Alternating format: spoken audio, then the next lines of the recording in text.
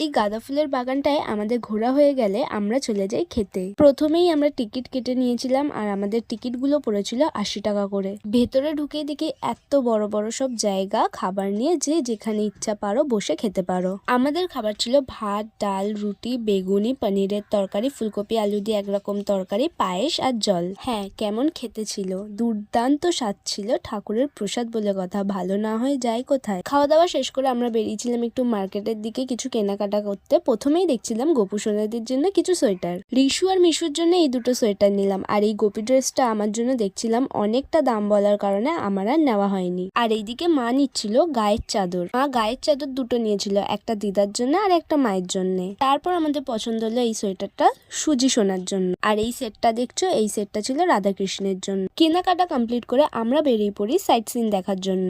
চলো পরের ভিডিওতে দেখাই কোথায় কোথায় গেলাম। ততক্ষণে তোমরা আমার চ্যানেলটা সাবস্ক্রাইব করে দাও।